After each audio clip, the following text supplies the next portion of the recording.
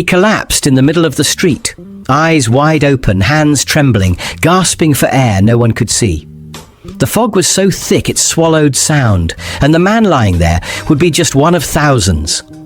Children disappeared into it on their way to school, never to return. Buses crashed blindly, the screams muffled by the smog. London was not burning, but it felt like it. Something deadly had invaded without warning, and the city was choking on its own breath. This is not a story about pollution. It's a story about a modern city caught off guard by its own habits, by the smoke from its homes, the heartbeat of its factories, the choices it made every single day. The Great Smog of 1952 didn't just blanket London, it buried it, turning one of the world's most vibrant capitals into a gas chamber. And while life on the surface seemed ordinary, underneath it, death was already in the air. The streets of London in 1952 were lined with coal dust and dreams. Children played hopscotch in narrow alleys, while shopkeepers wiped soot from their windows each morning. Everything smelled faintly of smoke, and no one questioned it. That was just life. Grey skies, cold air, and chimneys working overtime. Inside the homes, it was the same. Families crowded around coal-burning hearths for warmth, even as the air inside thickened with every log tossed in. The warmth came at a cost, but to most, that price was comfort, not danger. Coal was tradition, identity and necessity, all rolled into one. Outdoors, the city pulsed with resilience. Veterans of the Second World War walked to work beside young men in long coats and flat caps. Double-decker buses creaked along damp cobblestone roads. London felt invincible, still rebuilding, still standing. But beneath the surface, a trap was being laid. The people had grown used to the gloom. Fog had become part of the London soul, romantic in novels, mysterious in films, harmless in everyday life. No one feared what they couldn't see, and that blind trust would soon be their undoing. Londoners accepted the fog as part of their identity, like tea at 4 or red buses on the Strand. Even poets wrote of the London mist as if it were a character, never a threat. But what arrived in December was not poetry, it was poison. No one saw the danger coming, not even the scientists. Air pollution had always been part of the city's charm, or so they thought. It's just fog, they said. London's always had fog, but this one would not lift. It would thicken, settle, and stay until it suffocated everything it touched. It began in the hearths of every home. Families fed their fireplaces with low-grade coal, known as nutty slack. Cheap, dirty, and heavily subsidised. The smoke it produced was thick, oily, and relentless, but warmth was non-negotiable during a bitter December. Londoners thought they were just surviving winter. They were unknowingly feeding a killer. Factories worked day and night, belching black clouds into a windless sky. Steam trains puffed their share of soot, adding to the dense cocktail hovering above the city. Without rain or wind to clear the air, the pollution stayed, slowly thickening into something more sinister. From above, London vanished. The fog clung low, wrapping tightly around buildings, chimneys, and lives. It wasn't a drifting mist, it was a wall. Visibility dropped to just a few feet, and the sun, once weak but present, disappeared completely. The air grew heavier by the hour. People tried to carry on. Mothers covered their children's mouths with scarves. Workers stumbled to their jobs, guided by the sound of footsteps. But behind every breath was poison. No one realized their lungs were absorbing sulfur, tar, and acid, as if smoking dozens of cigarettes without lighting one. Government officials, unsure of what was unfolding, hesitated to act. Meteorologists gave vague reassurances. Doctors raised quiet concerns. But no one imagined this was more than a seasonal inconvenience. The threat was hiding in plain sight, woven into the fabric of daily life.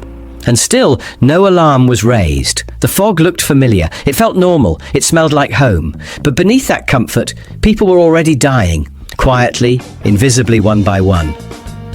How many invisible threats surround us today? By December 7th, people in London couldn't see beyond their own hands. Visibility shrank to a few meters, and in some parts, just inches. Buses and cars were abandoned in the streets, their drivers overwhelmed by the darkness and the unknown. Ambulance crews couldn't reach patients. Trains halted.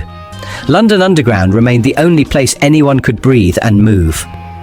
Inside, crowded hospital wards, nurses said they couldn't see the other end of the room. Patients choked on sulphur-laden air, struggling for every breath as wards filled beyond capacity and coffins ran low.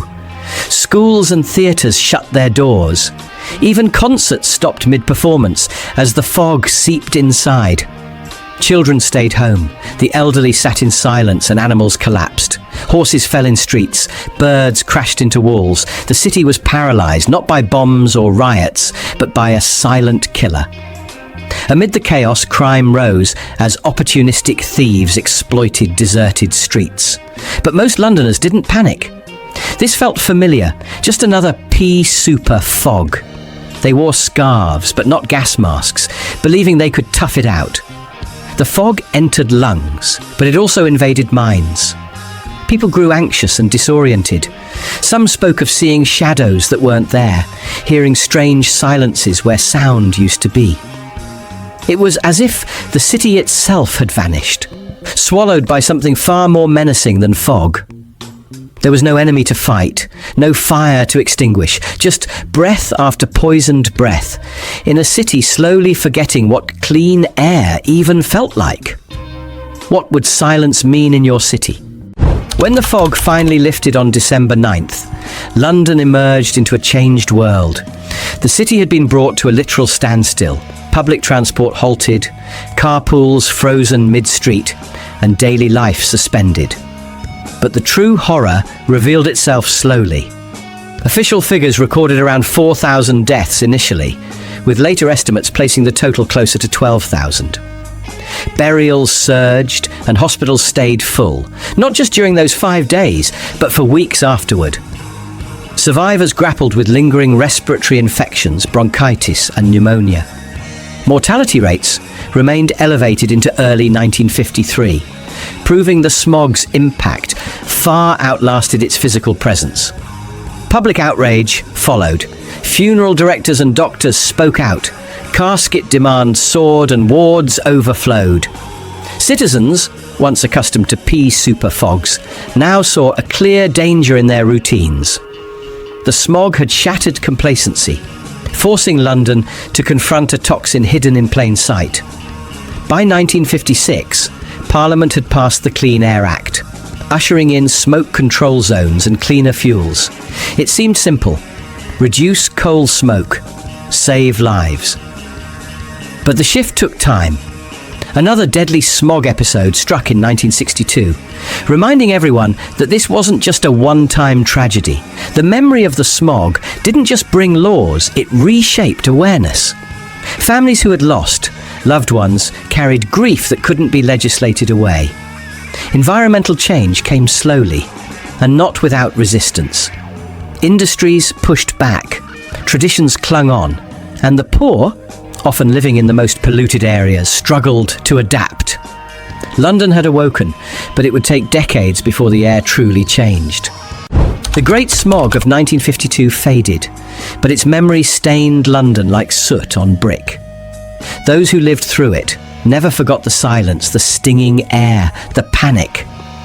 It wasn't just a tragedy, it was a turning point, a rupture between the past and a more cautious future. The city changed. Families abandoned coal where they could. Children grew up hearing the word smog not as a foggy London cliché, but as a threat.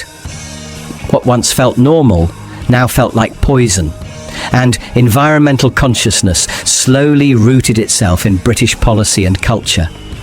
Yet not all scars were visible. Thousands of families lost someone, grandparents, infants, siblings, without warning. The grief that followed was quiet and heavy, woven into the fabric of daily life. There were no memorials, no plaques in the streets, only a collective understanding that something had gone terribly wrong. In classrooms and news reports, the story is often reduced to dates and statistics, but behind every number was a name, a breath, a moment that should have lasted longer. The smog didn't just steal lives, it stole futures and forced a city to reckon with the consequences of everyday habits. London eventually cleaned its skies, but the journey was slow. Laws changed, technologies improved, and public attitudes shifted. Still, even today, the capital experiences warnings about poor air quality. The ghost of the smog hasn't left. It has simply changed form. And while the skyline may be clearer, the danger hasn't disappeared. Each generation faces its own fog, made of different toxins, different choices, but the same stakes. The Great Smog of 1952 wasn't just a tragic event. It was a moment when a city looked in the mirror and saw the cost of its own progress. It forced London to reckon with the invisible consequences of comfort, to face how something as ordinary as heating a home could become a silent executioner. What happened in those 5 days was not an accident of nature. It was man-made, preventable, and unforgettable. And though we live in a different time, with cleaner fuels and smarter systems, the air we breathe still carries stories, some written, some still forming. If this piece of history made you pause, reflect, or simply breathe more consciously, then don't let the story end here.